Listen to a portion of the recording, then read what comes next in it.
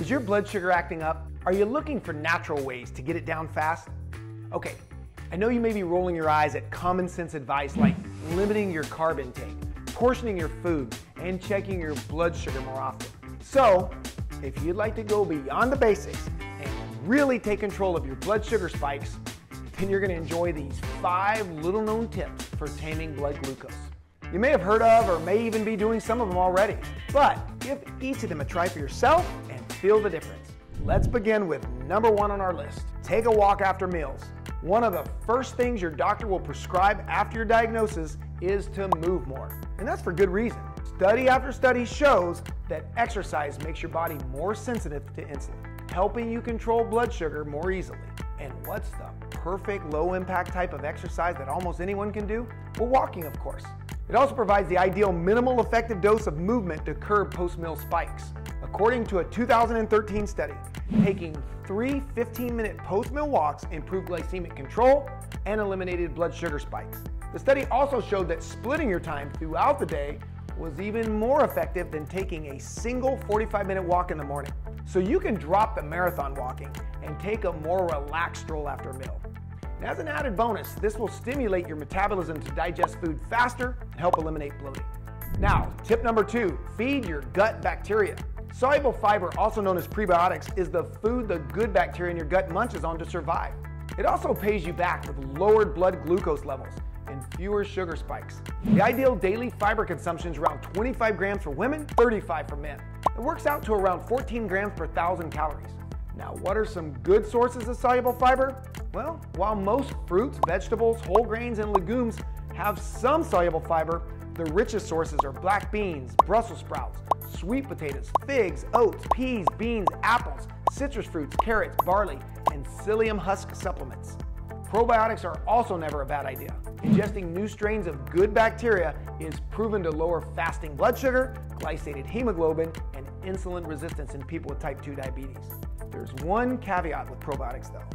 It is critical to take them consistently so they can survive in your gut. So try to include kefir, kombucha, sauerkraut, and kimchi into your diet. Or consider taking a good probiotic supplement. Tip number 3 on today's list. Try glutamine. Glutamine is an alpha amino acid used in the biosynthesis of proteins in the human body. According to research, type 2 diabetics have considerably less glutamine circulating in their bodies. Recent studies show that it amplifies the blood sugar lowering role of insulin, and it helps your body release more of it as well. Glutamine also has a potent anti-inflammatory effect on your insulin-producing beta cells, shielding them from free radical damage. Good sources of L-glutamine include chicken, fish, cabbage, spinach, dairy, tofu, lentils, and beans. Glutamine is also available in powder form and may be a great addition to your supplement regimen.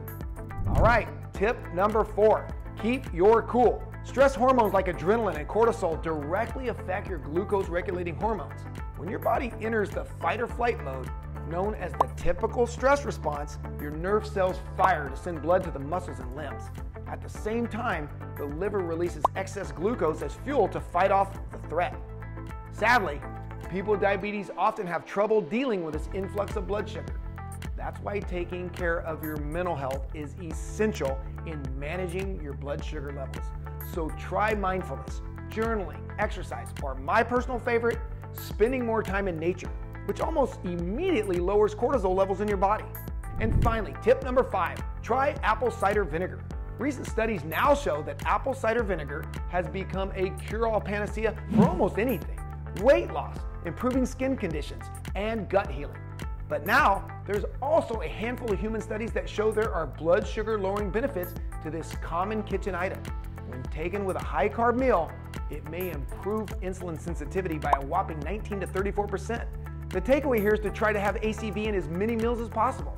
So put it in your salads, your soups, sauces, or simply drink 1 to 2 tablespoons of ACV diluted with water. Remember, you don't want to take any shots of apple cider vinegar straight from the bottle. Because of vinegar's acidic compounds, it should always be mixed. Otherwise, you risk side effects like tooth enamel erosion or drug interactions. So there you have it, 5 science-backed lifestyle changes to naturally lower your blood glucose.